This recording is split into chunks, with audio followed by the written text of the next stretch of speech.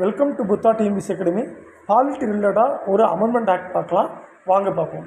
First இது 42 சட்ட திருத்தம் பார்த்தீங்கன்னா உங்களுக்கு 1976 இது ஒரு மினி கான்ஸ்டியூஷன் அப்படின்னு சொல்லுவாங்க. ஏன்னா உங்களுக்கு ஸ்டேட் லிஸ்ட்லேருந்து கன்கரண்ட் லிஸ்ட்டுக்கு வந்து பார்த்தோன்னா உங்களுக்கு எஜுகேஷன், கோர்ட்டு, அந்தன்னு பார்த்தோன்னா வனவிலங்குகள், இது மாதிரி பார்த்தோன்னா ஒரு வெயிட் அண்ட் மெஷர்ஸ் பார்த்தோன்னா உங்களுக்கு 5 விஷயங்கள் பார்த்தோன்னா கன்கரண்டில் மாற்றுறாங்க. ரெண்டாவது வந்து பார்த்தோன்னா உங்களுக்கு அடிப்படை கடமைகளை சேர்க்குறாங்க 51A பார்ட் 4A இதெல்லாம் சேர்த்துருப்பாங்க.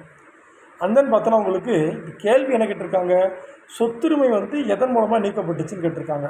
ஆன்சர் 44 சட்ட திருத்தம் 1978. அப்போ ஆர்டிக்கல் 31 தான் அவங்களுக்கு ரைட் டு ப்ராப்பர்ட்டி அப்படின்னு சொல்லுவாங்க. அப்போ அந்த ஆர்டிக்கல் 31 தான் ப்ராப்பர்ட்டி பற்றி பேசுதா? இல்லை. ஆர்டிக்கல் 19(1) எஃப் வந்து பார்த்தோன்னா உங்களுக்கு ப்ராப்பர்ட்டி பேசுகிறது தான். அப்போ 44 சட்ட திருத்தத்தின்படி ஃபண்டமெண்டல் ரைட்ஸில் வந்து பார்த்தோன்னா உங்களுக்கு 2 சேஞ்சஸ் நடக்குது. ஒன்று 31 கேன்சல் பண்ணுறாங்க. அதே மாதிரி 19 ஃப்ரீடம் ஆஃப் ஸ்பீச் நிறையா பார்ப்போம்ல. ஸோ அதில் வந்து 19(1) எஃப்யும் பார்த்தோன்னா உங்களுக்கு ப்ராப்பர்ட்டி இருக்கும், அதையும் தூக்கியிருப்பாங்க. அப்போ ப்ராப்பர்ட்டி வந்துனாக்க அடிப்படை உரிமையாக இல்லாமல் சட்ட உரிமையாக மாற்றுறாங்க.